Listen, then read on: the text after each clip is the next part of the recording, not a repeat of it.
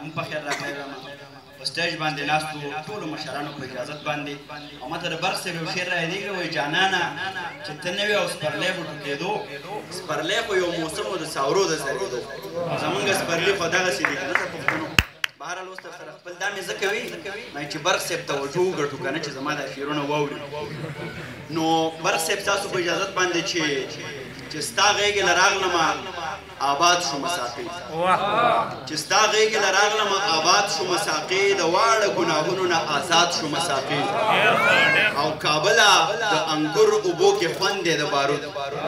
کابله د انګور اوبو کې خوند دی د بارود په امن په چړون شومه برباد شومه ساقي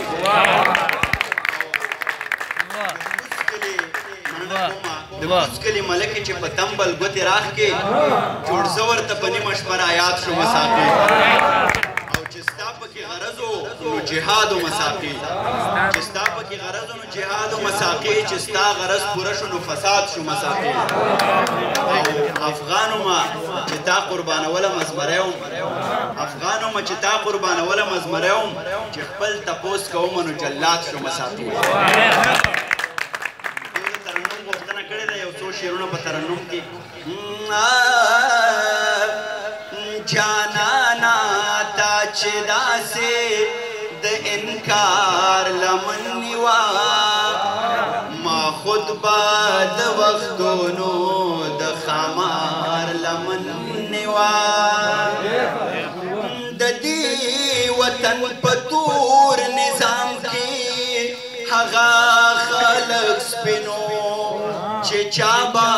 د پنجاب د استعمار لمن نیوا خود به د وختونو د خمار لمن نیوا د دې وطن په تور نظام کې هغه خلق سپینو چې چا به د پنجاب د استعمار لمن نیوا خود با د وختونو د خمار لمن نیوا زخه په دې شکي وم چې د بل تا درومي ما بیا هم د یقین او د اعتبار لمن نیوا خود با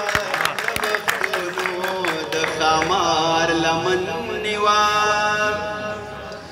چې چا به د پښتون د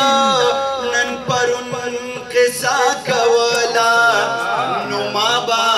د پښتین او اسپندیار د وختونو د خمار لمن نیوا زما د کور کندر خوبنو خامخا کېدو بس ټیک دا مړه خیر دی ما د یار لمن نیوا ما خود به د وختونو د خمار لمن نیوا نجیبه ستا لمن خو د کعبې د غلاف تارو برباد شومه چې ما د حکمت یار لمن نیوا د خمار لمن نیوا اجل سے مختر جی چی افغانستا وطنی پا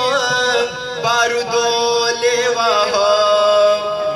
افغانستا وطنی پا